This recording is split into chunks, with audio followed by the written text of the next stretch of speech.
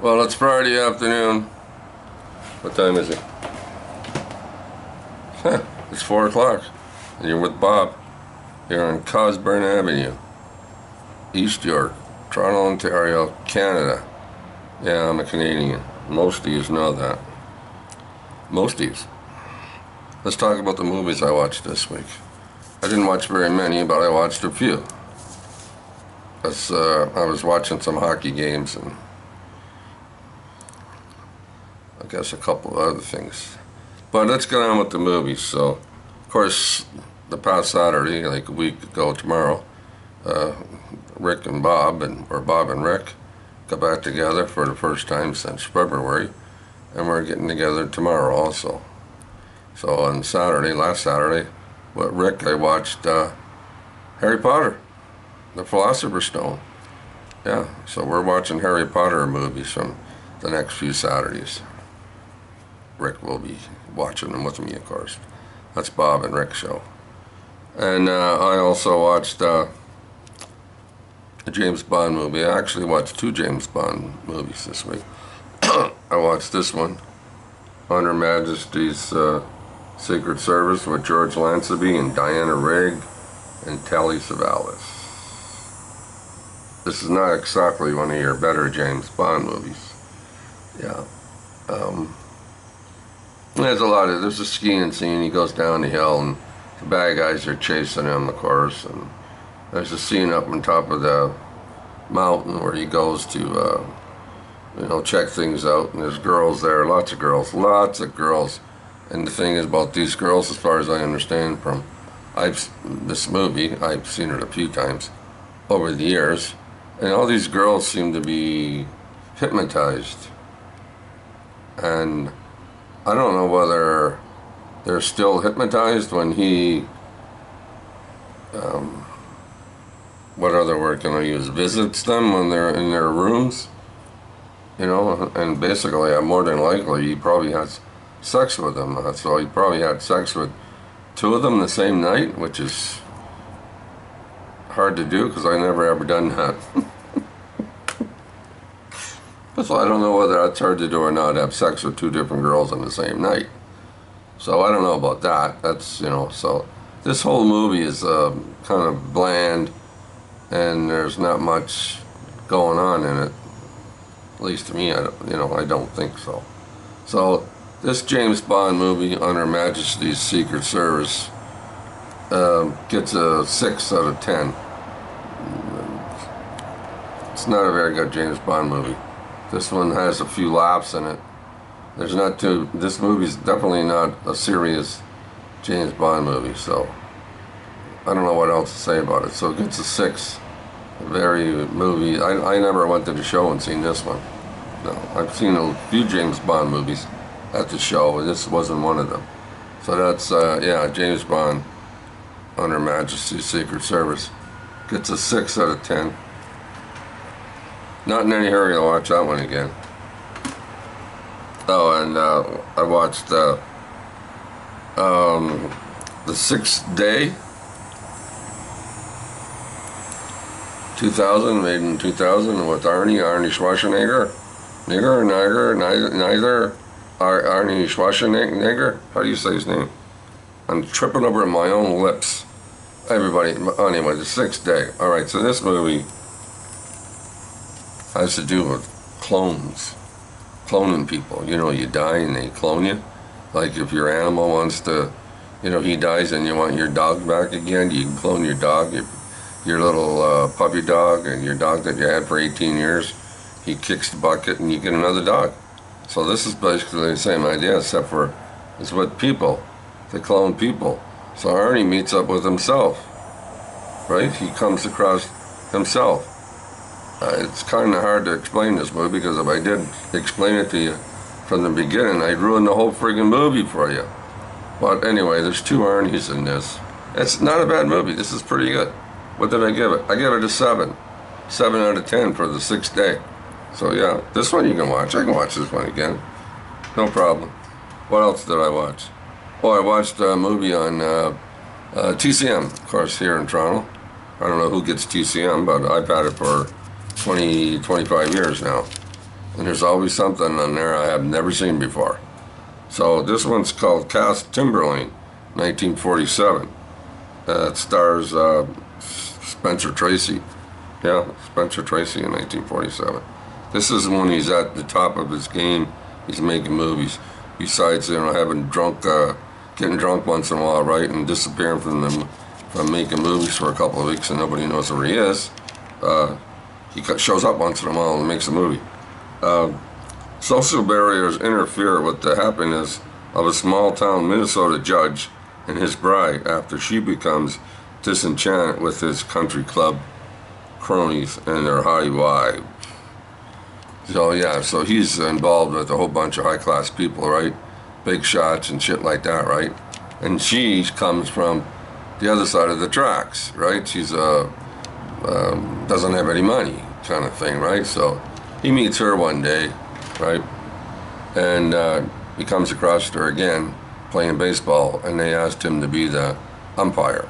So things move on from there, and they get married, and then she's starting to not like it, and then there's another gentleman, a lawyer, that's paying more attention to her.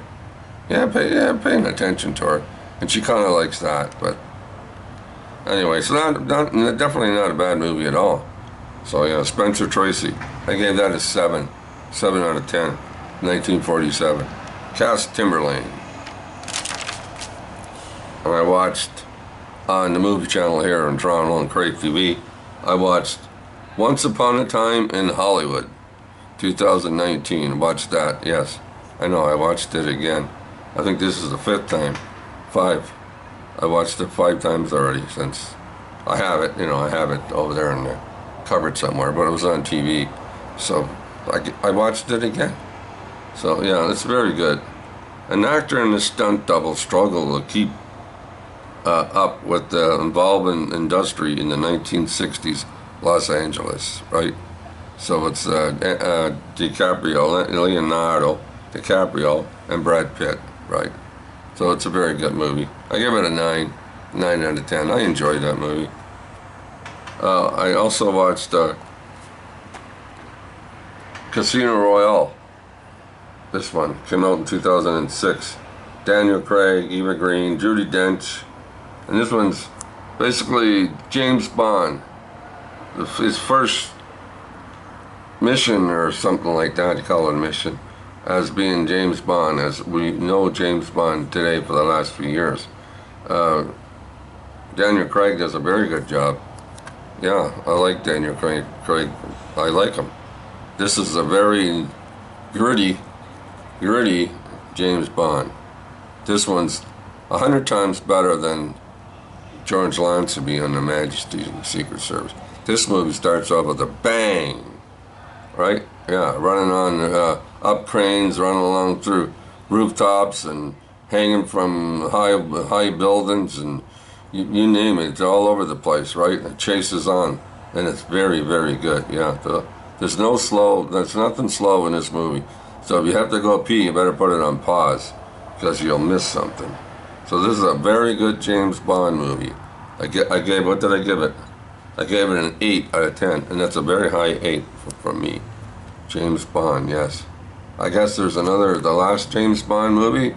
I don't know when it's coming out, but I think he's making the last one for Craig. I don't know who James Bond's going to be next. I guess I don't know whether they found one or not, or they're still hunting for somebody to play James Bond. But this is a very good James Bond. I like it. And I don't have the Casino Royale movie that came out in 1967, and I have no intentions of buying it. And that stars, I think, David Nevin, and it's a spoof on James Bond. So I seen it all years and years and years and years ago, a long time ago. I wasn't crazy of it. I have no intentions of owning it. Plus, as far as I know, the one with David Nevin in it costs a lot of money, and it's not worth it to spend a lot of money for something that you're not interested in. So, yeah. James Bond, Casino Royale. Oh, and the last one, or movie on today's topic, is Love Finds Andy Hardy. Mickey Rooney, Louis Stone, Faye Holden, And Cecilia Parker as Andy's sister.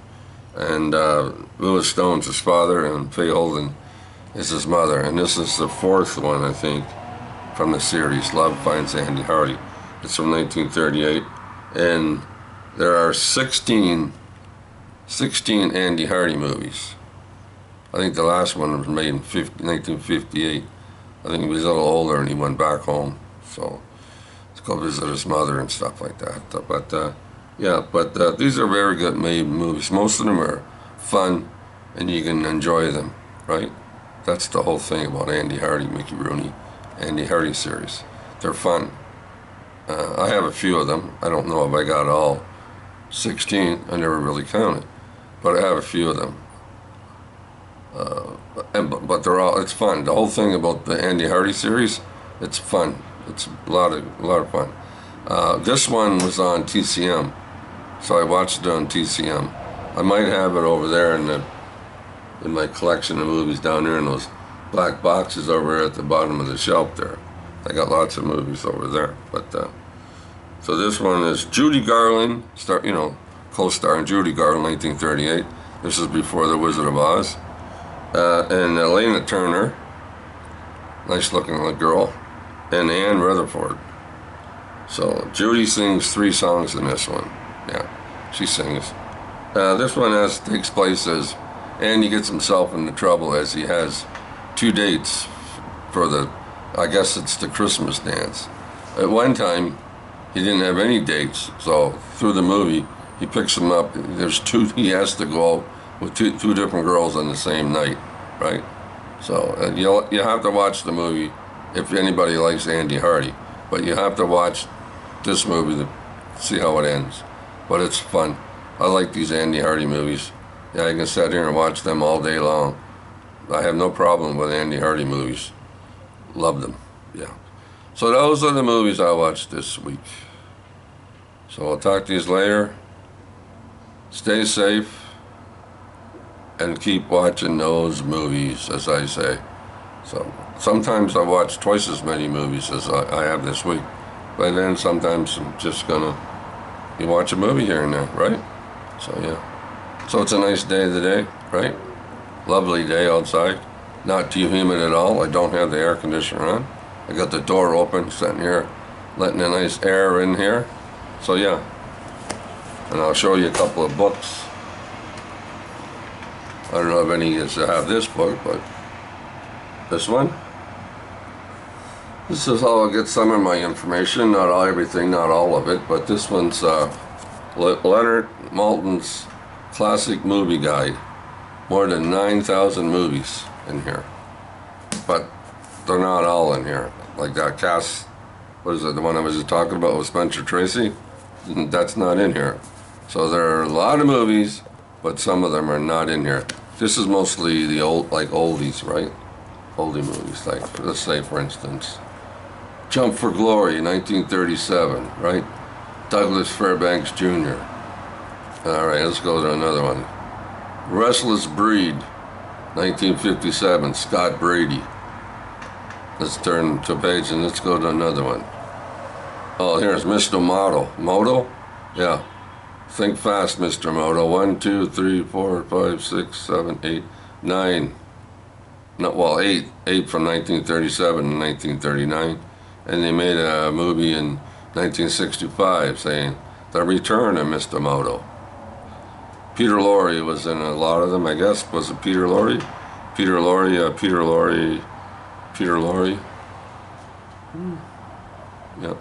Lorre. I don't know how many he was in, but he was in a lot of them. Yeah, what else was there? But yeah, this is a very interesting book. I don't know how many of you have this, but this is the one I found this a few years ago. I can't remember where I got it at, but a very good movie. Book to watch, look up old movies. Like I said, they're not all in there, but and this is one here. I don't think he makes these anymore. At least I don't think so. This is Leonard Maltin's 2012, up until 2012. There's a lot of movies in here too, right? I don't know how many. 17,000 entries, more than 12,000 DVD and 12,000 video listens. whatever that means. But yeah, let's see. Just pick out one for the time being. Hold Back the Dawn, 1941. Charles Boyer and Olivia de Havilland.